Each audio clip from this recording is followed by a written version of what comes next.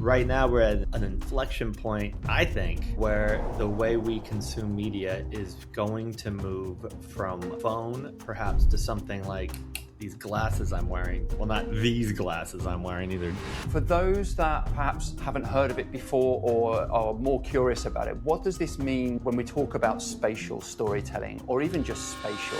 In this episode, we explore the next evolution of how we watch movies. Joining us is Mike Anderson, a director at Nexus Studios and creative lead on the Blumhouse project. As an award-winning animator, Mike breaks down the magic of spatial storytelling, showing us how traditional films are becoming immersive worlds. And it's crazy, I didn't realize how much of a shift this was from like watching on like an iPad or like an OLED TV, like 80-inch TV. But when we shot a trailer for this app, we rebuilt the screen physically in the room. I believe that like a film is a portal or a window, and you're actually falling into that film when you watch a film.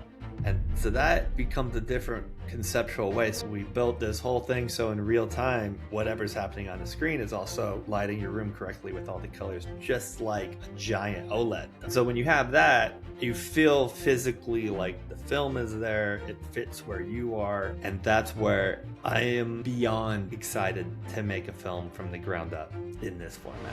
What you can do in this is insane. So Mike, welcome to the Experienced Designers. Thanks so much. It's such a pleasure to be here.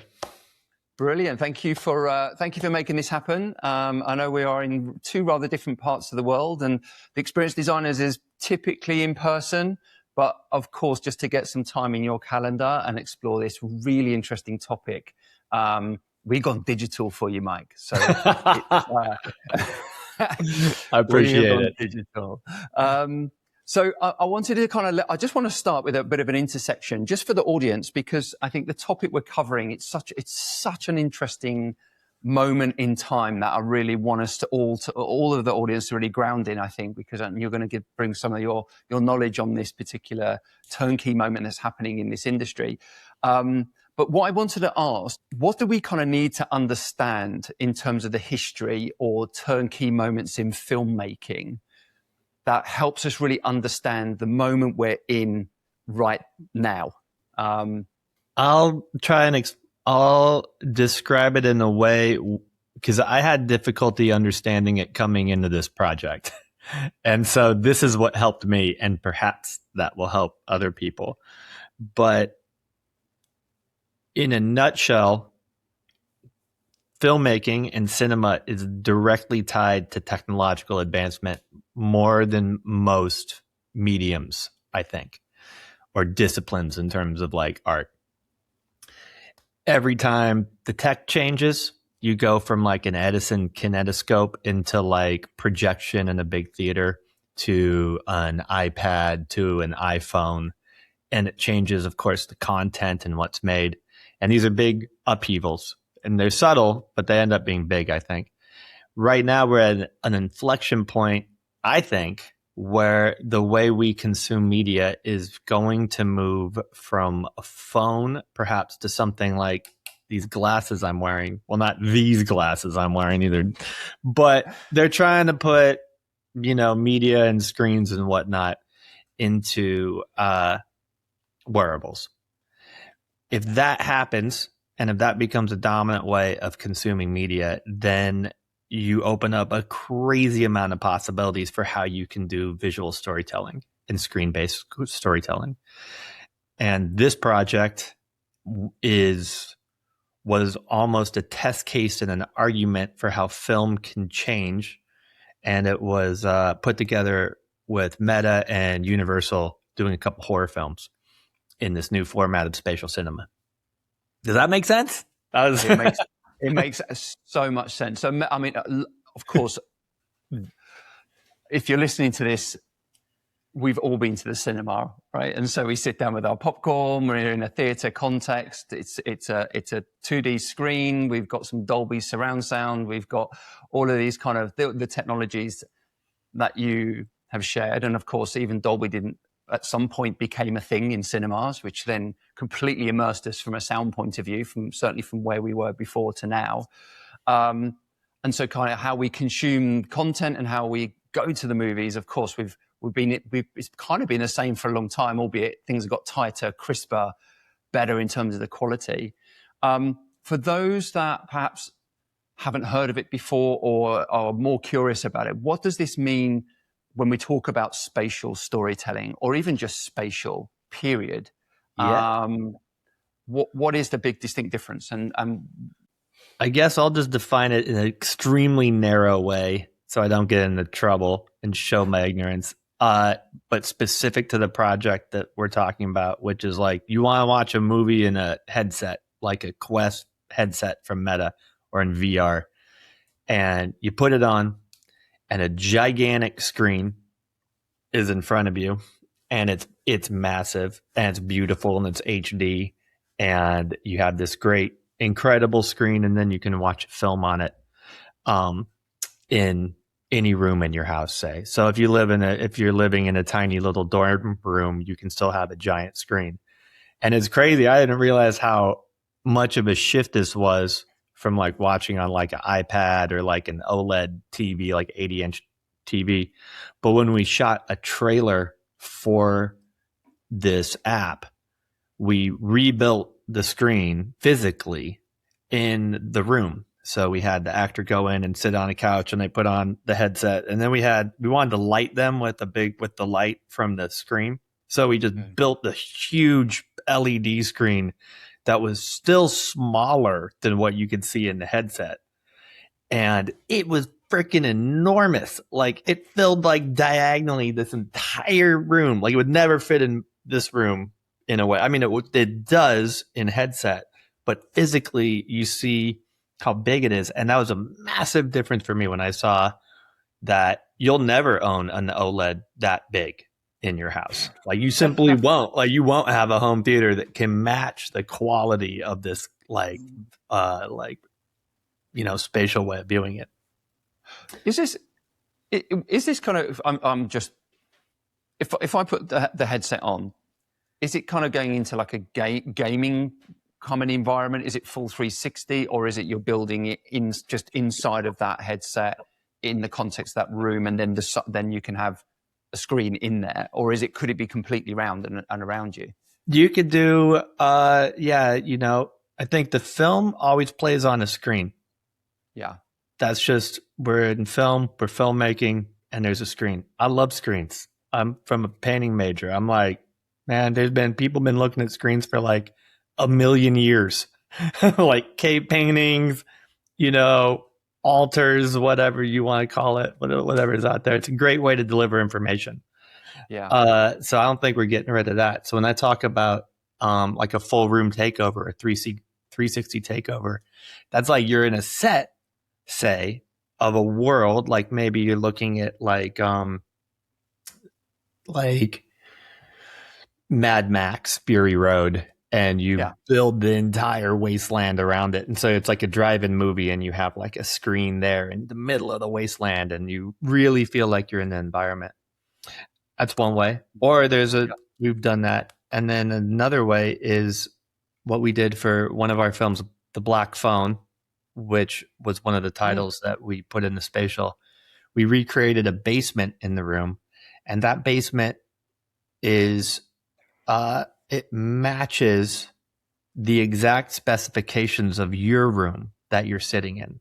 Yeah. Okay. So it skims your room using the schematics of your room, but then overlays the basement. And nice.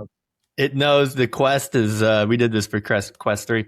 The Quest is an amazing piece of technology. So it knows where your doors are. It knows where the windows are. So we could put the door from the film and where your door was and whatnot.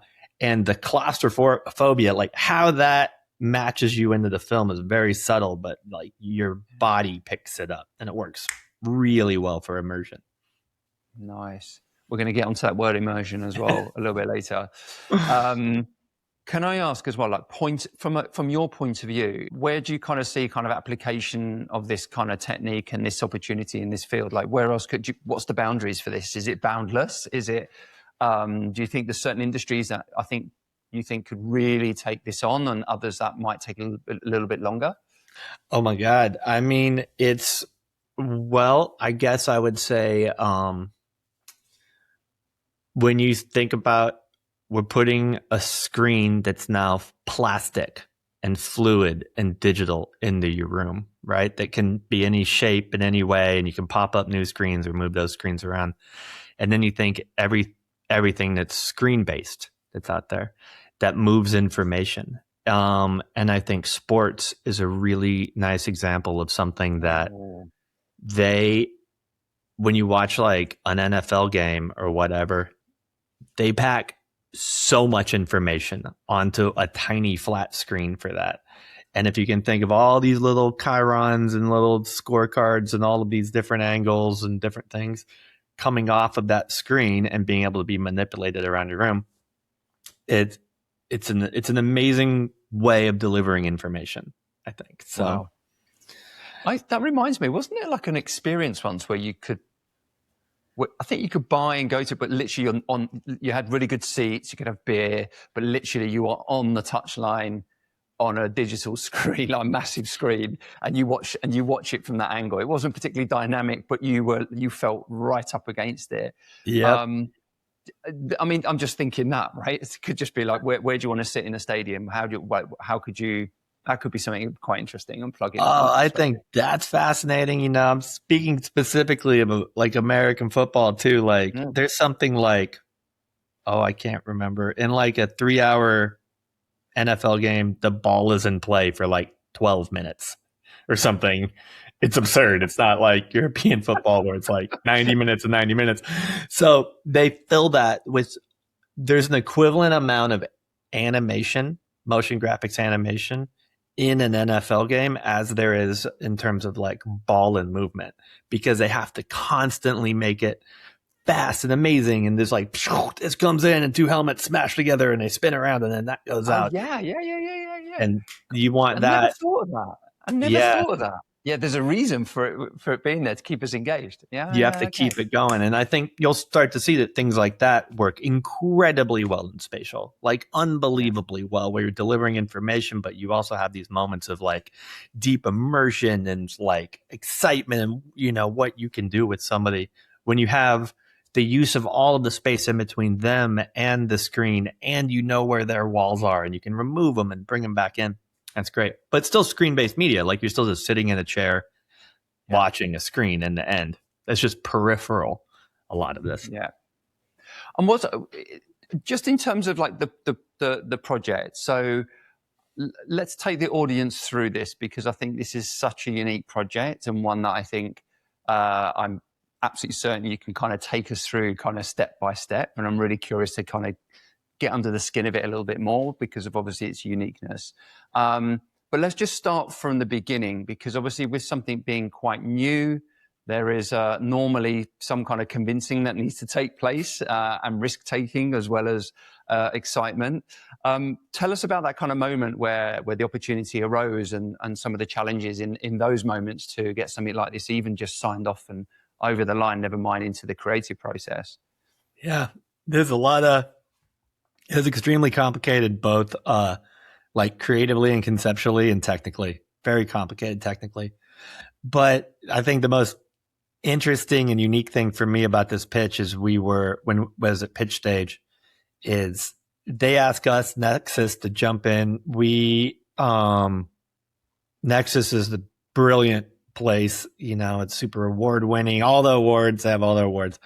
But it's a studio that's very unique, I find, in that they are storytellers. They author their own films. They have a great roster of directors, and they also are able to bring in new technology. And that doesn't always mean that's not always the same people. Like some people who bring in new technology can't make good things, and some people who make really good things aren't flexible enough to handle new technology. They can't turn the battleship. And Nexus is very agile and very talented, I think.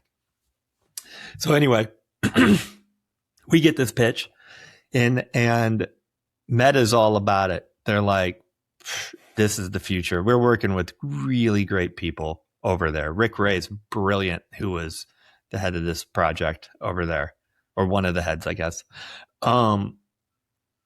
He sees this as the future, but our job was to both realize this in a functioning app where it works with 2 movies, is to create the template of the language of how you watch a film in spatial, the template for how you take a film that was made for 2D rectilinear distribution and redo that into spatial cinema with all the bells and whistles.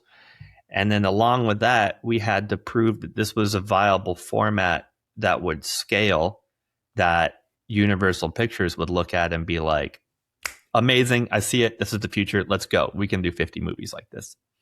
So there was a lot to unpack. Oh my. Okay, let's start, because there was 3 segments you shared there. Let's start with the first, because I think the language and the description and the kind of the definition of this form, which kind of is still new and emerging. So how language is important, right, for these things. So just talk us through that around the definition and the scoping of it. Yeah, it's always fun when you make something totally new because you don't even have words. Like, what do you call the moment that you're doing in this film where the dust particles that you see in the movie are now present in your periphery watching it? So, like, what do you call that when you're trying to describe that to your coworker and you realize you have to create definitions for like everything, and then you have to try things out and fail at them miserably in order to find out what works and what doesn't. Because the first thing everyone thinks is they're like, oh, that's cool. We're just going to like take your room or we'll get rid of the frame around the screen. And it'll be like theater in the round. And, we'll tell stories like that or all sorts of stuff. Somebody will throw an axe and that axe will come out of the screen and hit you in the face. It's going to be awesome. But the reality is that stuff actually isn't that awesome. So, films are perfect. Like the film we're making on is like perfectly made for what it is. It's not, there's not something missing. Like that director wasn't like, dang, I just wish that axe would come out of the screen. They shot it and edited it exactly how they wanted. And so what we began to realize is that subtle lighting shifts that played on your own walls in your room that are not noticeable, but not that noticeable, would do a tremendous amount to enhance a scene. And once we started to see that it was very subtle and peripheral and abstract were some of the most successful things, we started to realize we were working in something that we called, it's an oxymoron, but we were calling it visual sound design. So the way sound design functions in a horror film, like if you pull the sound design off of like, the spooky part in a horror film, it falls totally flat and it's terrible. And that's why it's always been there, Yeah. When they invented audio for films, they had to invent sound design because it never existed in 1927. Yeah. We had to do something similar here where we're creating kind of a sound design, but it's visual. And that's a second layer that you can access for another sense during a spooky part in a horror film. And it's tremendously effective. That was fascinating for me. Wow. Can I ask? So because I'm also like, I'm a basic audience person, right? So I'm a consumer of it, of movies. So if I put on the goggles, I enter, watch the movie. What do we? I'm just trying to get a question around how we would actually. What's that depth that we? Because you're saying kind of inviting people to step into the movie. How does that look? How does that feel?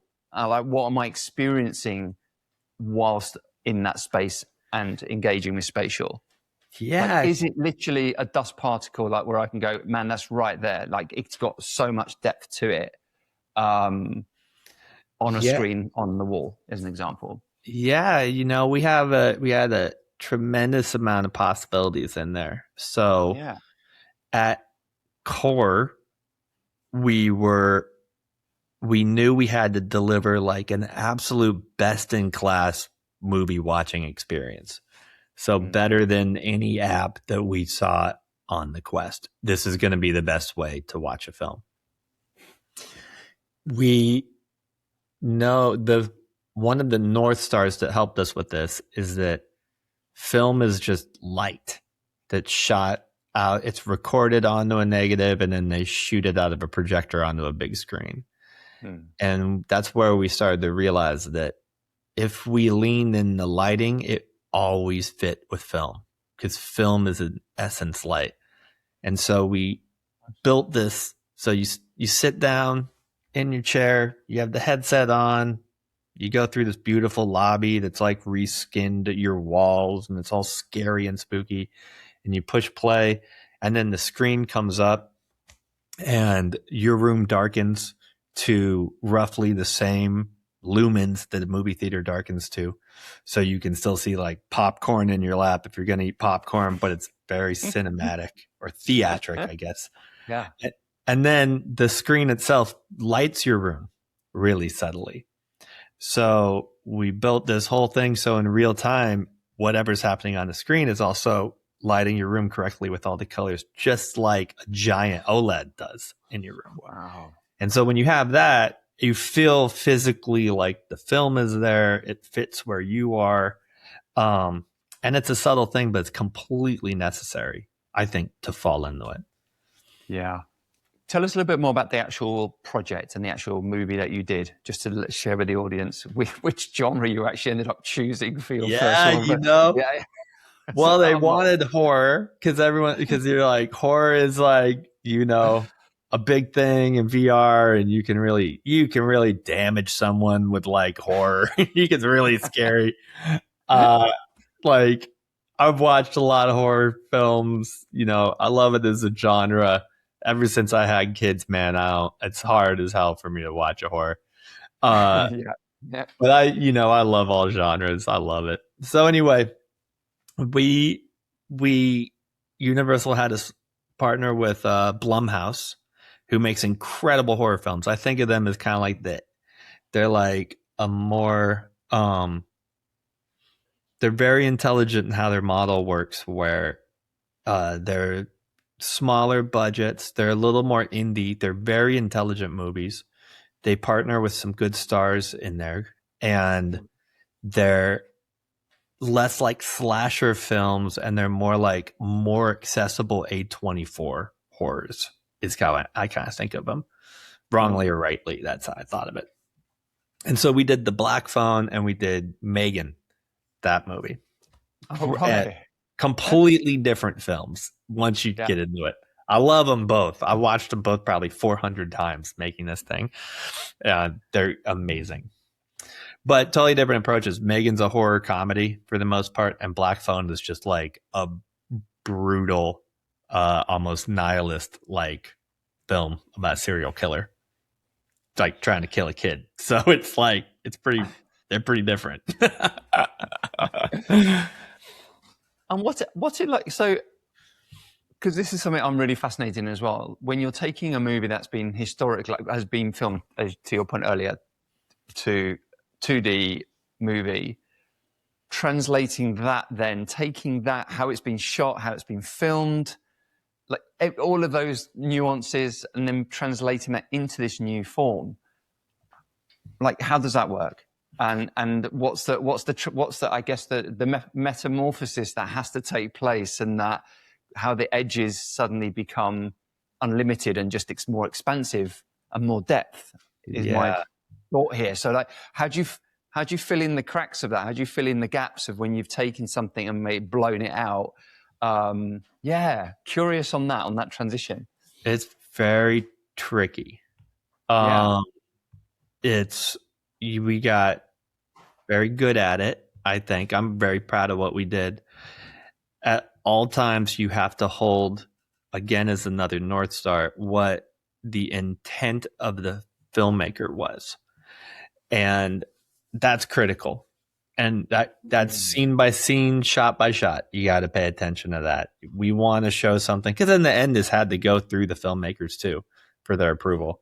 And we wanted something that, you know, I've worked on feature films. They are so hard to make. And like, you don't want someone to come along later and be like, I'll make this a little bit better, you know, and like mess it all up.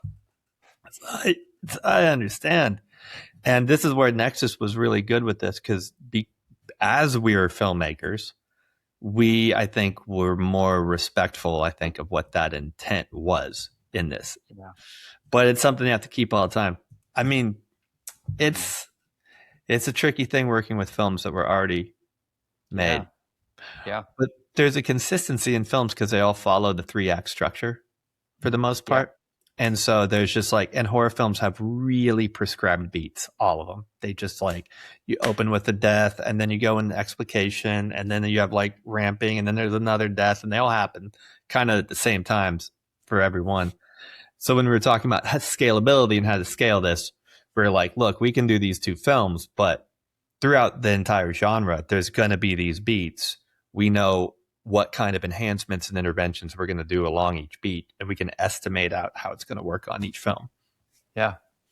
I was going to ask on that actually, because now you've tested and created a format and a way of doing to get a movie from this traditional form into spatial. What is the productization of that?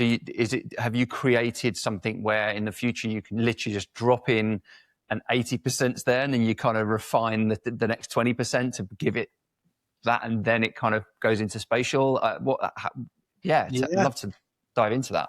Yeah, pretty much. You know, we developed an amazing set of tools. Brilliant people worked on this. We had this huge problem initially that if you, let's say you have like, I don't know, there's an explosion in the film, and it was done with VFX. They spent so much money making that explosion over the course of a long period of time and used like 8K textures or who knows, all simulations, all this crazy stuff, compositing, and it looks great on screen. We have to remake that explosion so it works on a Quest, which is essentially almost like a mobile. It's almost like a phone. You know, it's like really souped up, but it's still like real time mobile is how you need to think about making those effects. So it's very difficult. And these geniuses at Nexus figured out how to make this thing called the second stream. So we could run the VFX at extremely high fidelity while playing this movie at, you know, HD, huge screen, and lighting all simultaneously. So it looks great. Now, the long answer to a short question, but so putting that technology in place removed a big part of the lift it had to do with this. Knowing we had to do 2 movies, put in a conscious amount of scaling, because we're like, well, there's going to be an explosion here. There'll be something like an explosion there. Maybe it'll be fog rather than smoke, but we can kind of figure it out, say. And then, you like in terms of like how we would do like 10 more horror films or something, you always need people there to understand the filmmaker's intent. You can't just automate it, I believe. You can automate this just as well as you can automate making the movie. You know, you just don't want to do it. But we can tune all these different subtle things that we have in there. What does this mean for movie theaters? Or could mean? Yeah, you know, I'm really curious about it. I go to a lot of movies in movie theaters. That's my preferred way to see a movie. I think that like you're just looking at different beasts the way that we're looking at an iPhone or an iPad and a cinema. Yeah. I think that people who can't afford an OLED screen because you're in a dorm and you're in college may end up watching films like this because it's the equivalent of that.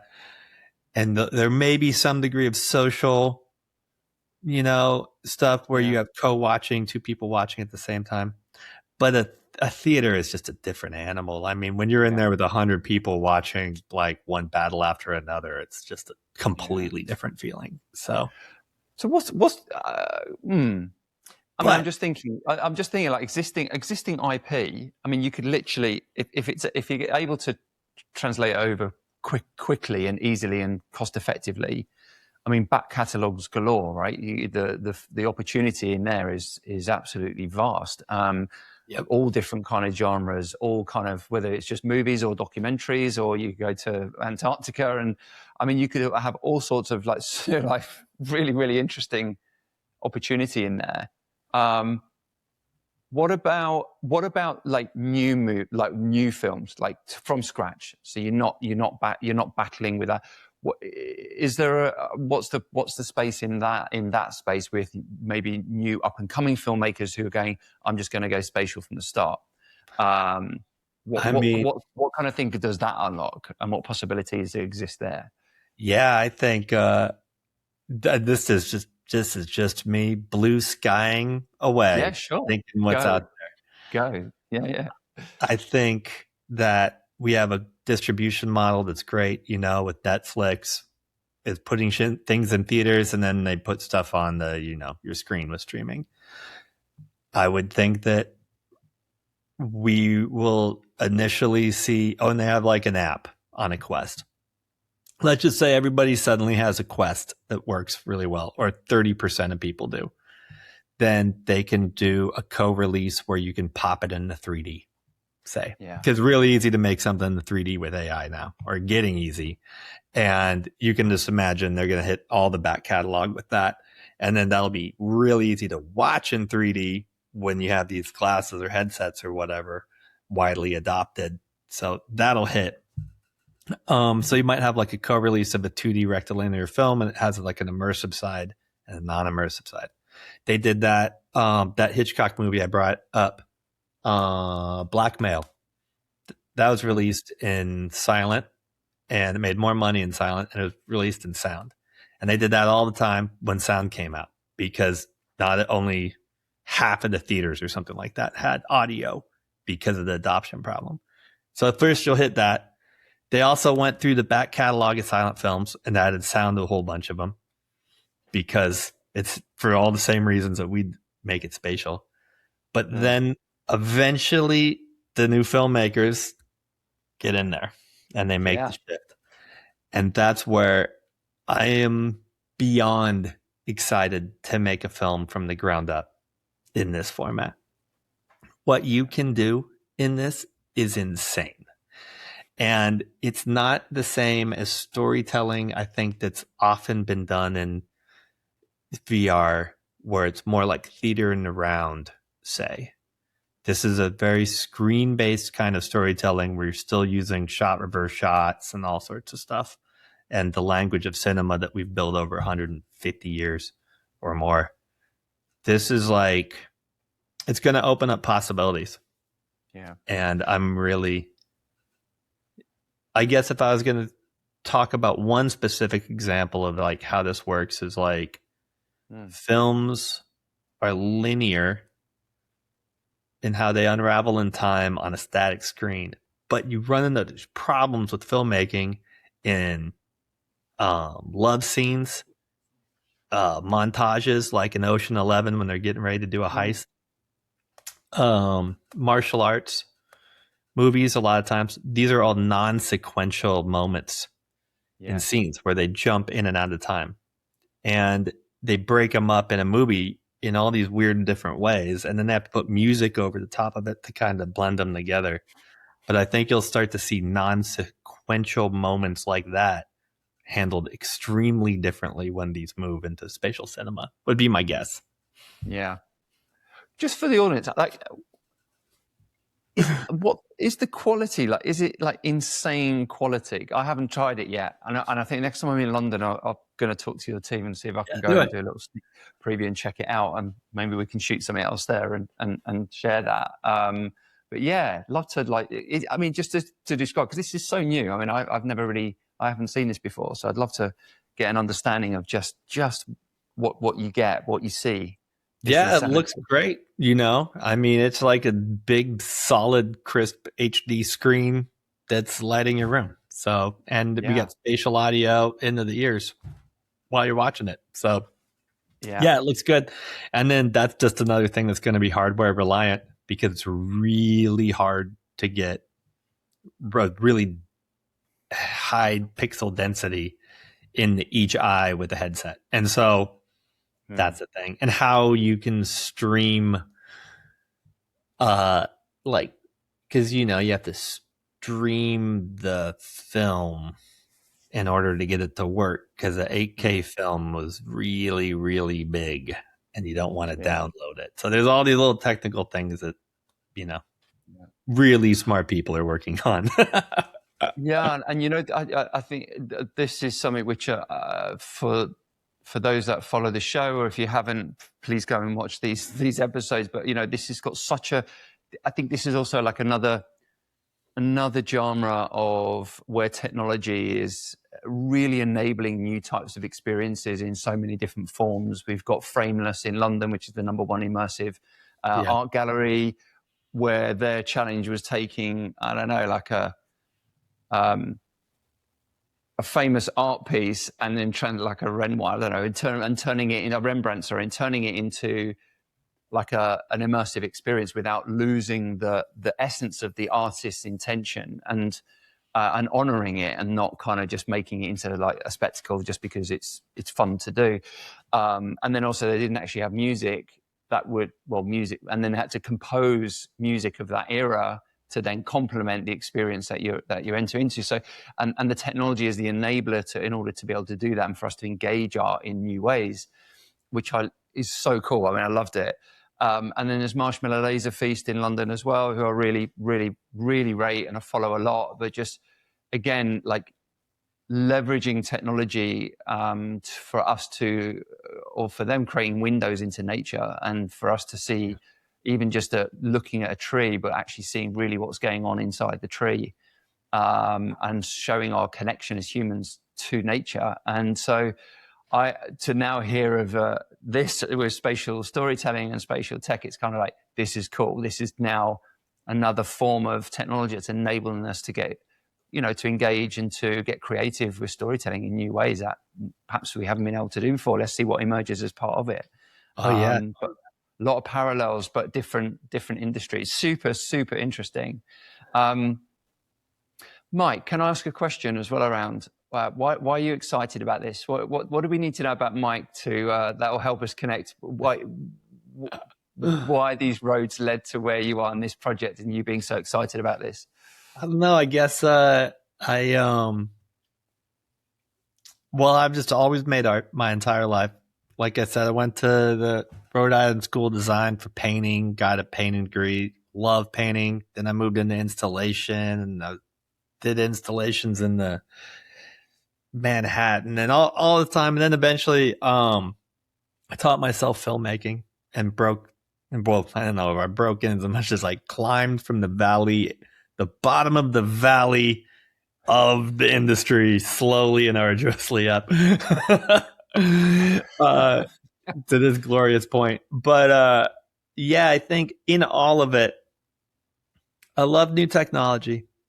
I'm always trying to tell a story, but it just doesn't seem to fit with what exists. And recently, with some of these new advancements over the last or more widely adopted advancements of the last decade, like real-time animation, experience design, AI has some interesting opportunities now. I'm able to find ways to tell stories that feel more aligned with our time that we live in, if that makes sense. And I'm seeing it's really, and I love the puzzles of figuring out something new. And we're seeing this convergence, I think, happening where we have the experience design that you were talking about.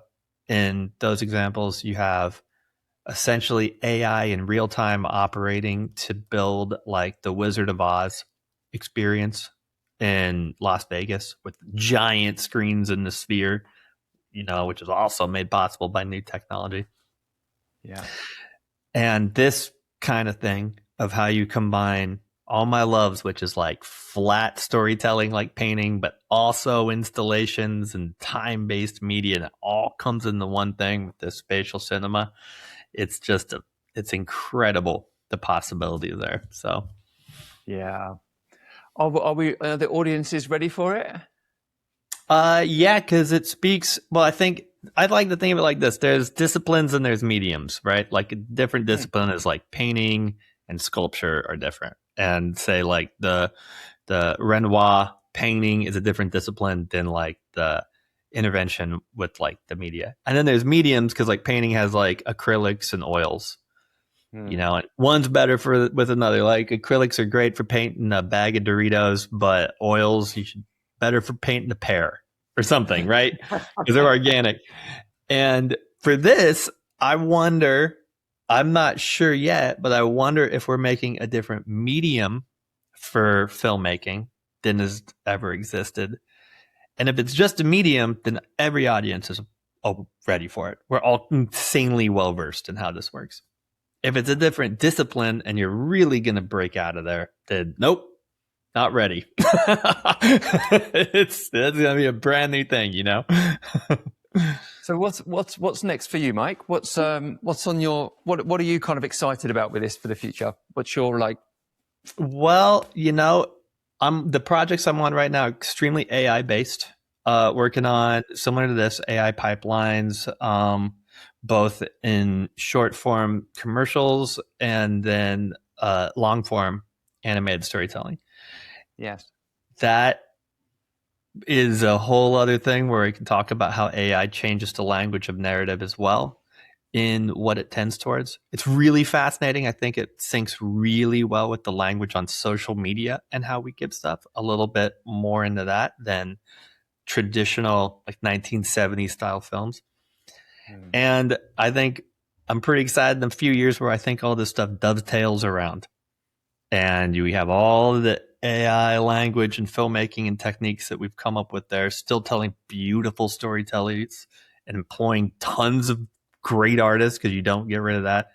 And it comes into distribution on new platforms, which allow for more stuff. So that's my goal. Amazing. And any kind of any last kind of like predictions or like future gazing? What are we going to maybe in 10 or 15 years time? How are we going to look back and describe how we consume movies? Maybe I don't know. It's just going to be. I think it just comes down to The Jazz Singer was that film that came out in 1927 that was so big that it pushed audio into all the theaters and made the investment. And then after that, let me see if I can remember this. It cost Warner Brothers, I think, made their first film.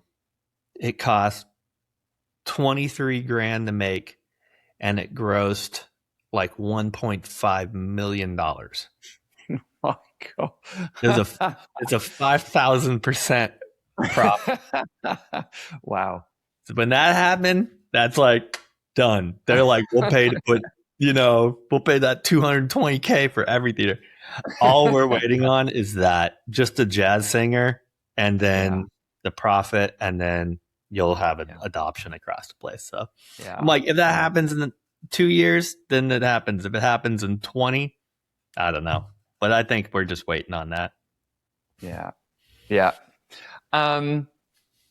Mike, thank you so much for joining. It's been a real insight, and definitely I think for anyone out there who's really curious about future of movies or video filmmaking, then we urge you definitely to start doing your research on spatial and seeing where its kind of application could apply into some of the work that you could be doing in the future. I think that's really important. And also, if they want to follow you, Mike, what's the best way for someone to get in touch and to follow you? Oh, just look me up via Nexus Studios. Hit me up via there. Yeah, we'll do that, and we'll put some links in the show notes as well. Thank you so much. It's a real pleasure. True experience designer, dude. So thank you for joining, and yeah, good luck with the future of spatial. Well, thank you so much. My pleasure, Steve. So wonderful. Great to connect. Thanks. See ya.